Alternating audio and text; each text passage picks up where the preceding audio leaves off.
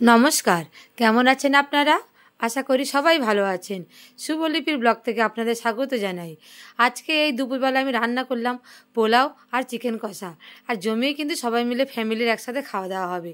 এই নিয়ে থাকবে আজকে আমার ভিডিও। আমার মেয়েটা তো বাইরে পড়তে গিয়েছিল, তাই 3 দিনের ছুটি নিয়ে বাড়ি এসেছিল। তা ভাবলাম একটু ওর জন্য একটু স্পেশাল কিছু একটু রান্না করি। আর ও এই পোলাওটা খেতে ভালোবাসে। আর এখানে দেখেছেন আমি বাসমতি চালটাই নিয়েছি, গোবিন্দভোগ চালটা নিইনি। আমি এর আগে গোবিন্দভোগ চালের পোলাও করেছিলাম, তা আজকে মনে হলো একটুখানি বাসমতি চালের পোলাওটা করি। আর এখানে আমার 1.5 কেজি মতন চাল আছে, সেটা ধুয়ে পরিষ্কার করে নিয়ে আর তার সাথে আমি 1 চামচ হলুদ মাখিয়ে রেখে দিচ্ছি। এই হলুদটা দিলেই তবে কিন্তু এই রঙটা আসবে, আর তাহলেই বলা হবে যে বাসমতি পোলাও। আর এখানে পাশাপাশি আমি এখানে আদা বাটাও নিয়ে নিচ্ছি কিছুটা, আর একটু ঘি দেবো, দিয়ে এটাকে ম্যারিনেট করে রেখে দেবো প্রায় আধ ঘন্টা 40 মিনিট। যতটা বেশি ম্যারিনেট করে রাখা হবে তত কিন্তু ভালো হবে। আর জলটা বেশ ভালো করে একটু ঝরিয়ে নিতে হবে, আর যেটুকু জল থাকবে চালের মধ্যে ওটা কিন্তু টেনে নেবে।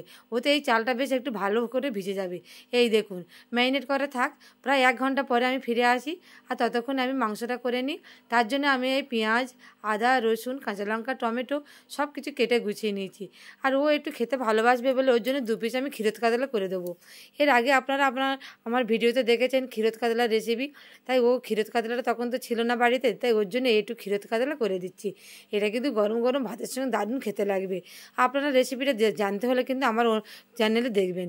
আর আজকে আমাদের কারেন্ট নেই সকালবেলা, তাই মিক্সার মেশিনটা চালাতে পারছি না। আর এই যে একটা লোহার হামানদিস্তা আছে, এটা কিন্তু আমার খুব কাজ দেয়।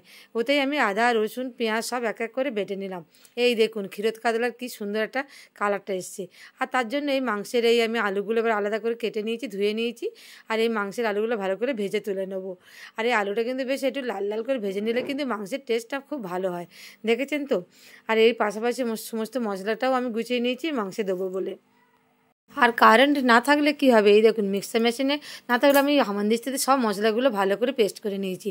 আর এই আলুগুলো আমার বেশ ভালো করে ভাজা হয়ে যাচ্ছে, মাংসের আলুগুলো। তারপর এগুলো তুলে নিয়ে কড়াইতে যে তেল থাকবে তার সাথে আরও কিছুটা তেল দিই, তারপর আমি দিয়ে দিচ্ছি পেঁয়াজটা বেশ ভালো করে নরম হয়ে যাবে। আর এইভাবে ভালো করে কষিয়ে নিতে হবে। আর পাশাপাশি এখানে আদা রসুনের পেস্ট, টমেটো, কাঁচা লঙ্কা সেগুলোও দিয়ে বেশ ভালো করে আমি এটাকে কষিয়ে নেবো। ততক্ষণ কষাবো যতক্ষণ এর থেকে কিন্তু তেলটা ছেড়ে দেয়। আর এইভাবে মাংসের মশলাটা কষিয়ে নিলে সেটা কিন্তু খেতে ভালো লাগবে। আর আজকে এটা ভুলে গেছি, আমার রান্নাটা কিন্তু আমার বড় মেয়ে সম্পূর্ণ করছে। আর এই দেখুন সব বনে বনে কেমন পাশে দাঁড়িয়ে আছে। আর আমার ছোটো মেয়ে দেখুন ওদিকে সব আমার ছেলের সঙ্গে কেমন কাঁচা মাংসটা একটা লেগ পিস নিয়ে দেখাচ্ছে, ভয় পাওয়াচ্ছে। সবাই মিলে আজকে একসাথে খাওয়া দাওয়া হবে তো, তাই বোনেরা রান্নাটা করছে। এই দেখুন মাংসের কালারটা কেমন সুন্দর এসেছে বলুন তো, মশলার কালারটা।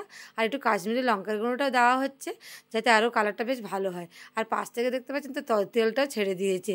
এই দেখুন এবার কিন্তু মাংসটা এর মধ্যে দিয়ে দেবো, দিয়ে সেটাও বেশ ভালো করে এই কষিয়ে নেবো।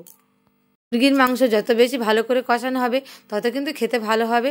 আর মুরগির মাংস একটা ব্রয়লার মুরগি তো, তাই একটু মেষের গন্ধ থাকে, তাই একটু ভালো করে কিন্তু কষাতে হয়, তাহলে কিন্তু খেতে বেশ ভালো লাগবে। দেখেছেন কেমন সুন্দরভাবে এটা কালারটা আস্তে আস্তে আসছে। আর একটু ঢাকা দিয়ে কষালে কিন্তু ওটা সিদ্ধও হয়ে যাবে, আর সব মশলাগুলো কিন্তু ওর মধ্যে চলে যাবে। তারপর একটা গামলার মধ্যে আমি ঢেলে নিলাম, আর এখন গরম জল ছিল সেটা দিয়ে আবার আস্তে আস্তে নাড়াচাড়া করে তারপর চাপা দেবো। ওই কড়াই থেকে একটা বড় গামলার মধ্যে দিয়ে দিয়েছি, অনেকটা তরকারি তো কড়াইতে আর হচ্ছে না। আর দেখুন আমি এখানে কিন্তু ওই পোলাও করবো বলে একটা 2 লিটারের বোতলটা জল আমি মেপে নিচ্ছি। এই 2 লিটার নেবো, আমার যেহেতু 1.5 কেজি চাল, তাই আমার এখানে লাগবে 3 লিটার মতন জল। আর এই পোলাও করার সময় কিন্তু এই জলের মাপটা খুবই দরকার। আর পাশে দেখেছেন কি ঝরঝর করে বৃষ্টিটাও হচ্ছে। এই দেখুন ওই আমার বড় মেয়ে চিকেন কষাটা করে নিয়েছি, তারপর পাশে আমি এই পোলাওটা করতে চলে এসেছি। আর বৃষ্টি দেখে ভিডিওটা না করে থাকতে পারলাম না। আর জন্য আমি এখানে 3 লিটার জল আর সেটা নিয়ে নিলাম এই বোতলটা মেপে, আর সেটা কিন্তু বেশ ভালো করে আমি গরম করে নেবো। এই পোলাওয়ের জলটা কিন্তু ঠান্ডা দিলে একদমই খেতে ভালো লাগবে না। আগে একটা বোতল ভর্তি নিয়েছিলাম, তারপর আবার এই হাফ বোতল জল নিয়েছি। ওইদিকে দেখুন জলটা একটা পাত্রের মধ্যে দিয়ে আমি সেটাও গরম করতে দিয়েছি, যতক্ষণ না বেশ জলটা ভালো টকবক করে একটু ফুটে যায়। আর এদিকে মাংসটাও হচ্ছে। আর এদিকে আমার 1 ঘন্টা আগে ম্যারিনেট করে রেখেছিলাম, তার মধ্যে এবার নুন আর একটু চিনি আমি দিয়ে দিচ্ছি। এটা বেশ মিষ্টি মিষ্টি খেতে ভালো লাগবে। এই পোলাও একটু মিষ্টি বা এই ফ্রাইড রাইস একটু মিষ্টি মিষ্টি কিন্তু সকলেরই ভালো লাগে। স্বাদ মতন আমি এখানে 2 চামচ মতো নুন দিলাম, যাতে আর নুন না লাগে। আর 1 চামচের একটু বেশি এখানে চিনিটা দিয়ে দিয়েছি। আর এই দেখুন জলটা বেশ কেমন সুন্দর আমার ফুটে গিয়েছে। আর এই গরম জলটা কিন্তু আমি পরিমাপ করে মধ্যে দিয়ে দেবো। জলটা নামিয়ে নিচ্ছি, নিয়ে আরেকটা বড় পাত্রের মধ্যে আমি এখানে ঘিটা দিয়ে দিচ্ছি। এই 2 চামচ মতন ঘি এখানে দেবো। আর তারপরে কিছুটা শুকনো লঙ্কা দেবো, তেজপাতা দেবো। আর পাশাপাশি আমি এখানে দিয়ে দেবো গোটা গরম মশলা। তার সাথে আছে দালচিনি, এলাচ আর লবঙ্গ। আর তারপর আমি কাজু আর কিশমিশ সেটাও দিয়ে দিচ্ছি এর মধ্যে। দিয়ে বেশ ভালো করে একটু নাড়াচাড়া করবো, একটু যাতে ভাজা ভাজা মতন হয়ে যায়। পোলাও করতে গেলে কিন্তু ঘিটা অবশ্যই দরকার। এখানে কিন্তু সাদা তেলে খেলে একদমই ভালো লাগবে না, তার কোনো রকম সেন্ট পাওয়া যাবে না। আর এই দেখুন কেমন একটু নাড়াচাড়া করে নিচ্ছি, যাতে একটু মশলাটা বেশ একটু ভালো করে একটু ভাজা ভাজা হয়ে যায়। তারপর আমি এর মধ্যে চালটা দিয়ে দেবো, দিয়ে সেটাও বেশ ওপর নিচ করে নেবো। দেখেছেন তো, এই চালটা দিয়ে যাতে ঘিটা এর মধ্যে সমস্ত লেগে যায় সেই চালটা দিয়ে দিচ্ছি। দিয়ে ভালো করে নাড়াচাড়া করে নিচ্ছি। এই চাল আমার দেওয়া হয়ে গিয়েছে। তারপর আমি এখানে যে জল গরমটা রেখেছিলাম সেটাও দিয়ে দিচ্ছি। দিয়ে সে ভালো করে নাড়াচাড়া করে নেবো, যাতে নিচে থেকে ওপর থেকে সবটা মশলাটা একসাথে ভালো করে মাখানো যায়। আর এই যে গরম মশলা, কাজু, কিশমিশ দিচ্ছি, সব যেন ভালো করে মাখানো যায়। একটু নাড়ি চাড়িয়ে দিচ্ছি এইভাবে। দেখেছেন ঘিটাও সমস্ত চালের সাথে লেগে গেল। আর এখানে টাইম মেপে আমাকে আসতে হবে, একটা ঢাকা দিয়ে দিচ্ছি। প্রায় আধ ঘন্টা পরে আমি কিন্তু ফিরে আসবো। আর এখানে গ্যাসটা কিন্তু খুব বেশি জোরে দেওয়ার দরকার নেই, যেহেতু চালটা আমার তো বেশ অনেকক্ষণ ম্যারিনেট করা ছিল। আর তারপর জলটাও গরম। এই দেখুন একটু আধ ঘন্টা পরে আমি ফিরে এসে একটু নাড়াচাড়া করে দিলাম। আর বেশিক্ষণ লাগবে না, এই 5 মিনিট। তারপর আমার হয়ে গিয়েছে।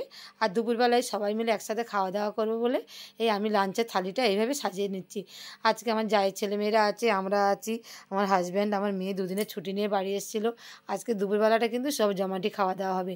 তারপরে এই স্যালাড হিসাবে রেখেছি এখানে আমি কাঁচা লঙ্কা আর পেঁয়াজ। সপ্তাহের অন্যান্য দিন তো কেউ বাড়িতে থাকে না, তাই সবাই মিলে একসাথে কিন্তু খাওয়া দাওয়া হয় না। আর আজকের দিনটাতে সবাই বাড়িতে আছে, এই সবাই মিলে একসঙ্গে একটু খাওয়া দাওয়া হচ্ছে। আর আমাদের বাড়ির ছেলেমেয়েরা একটু জুস পছন্দ করে, তাই একটু জুস আমি কিন্তু রাখলাম। আর তারপর আমার মেয়ের জন্য এই ক্ষীরোদ কাতলা আর চিকেন আর এই পোলাও আমি সব কিছু গুছিয়ে দিয়ে দিলাম। তাহলে কিন্তু অবশ্যই এইভাবে একবার পোলাওটা করবেন এই বাসমতি চাল দিয়ে, দেখবেন দারুণ ঝরঝরে আর খেতে ভালো লাগবে। আজকে রান্নাটা কিন্তু সকলের খুব পছন্দ হয়েছিল। আমার মেয়ে এই চিকেন কষাটা করেছে, ক্ষীরোদ কাতলাটা করেছে, আর আমি পোলাওটা করেছি। সবাই তো দারুণ বলছিল। তাহলে ভিডিওটি কেমন লাগলো? ভিডিওটি ভালো লাগলে সবাই কিন্তু একটা লাইক করবেন আর কমেন্ট করবেন। আর আমার এই পেজটিকে ফলো করে পাশে থাকবেন। তাহলে আপনাদের সঙ্গে দেখা হচ্ছে পরের ভিডিওয়। সবাই ভালো থাকবেন, ধন্যবাদ।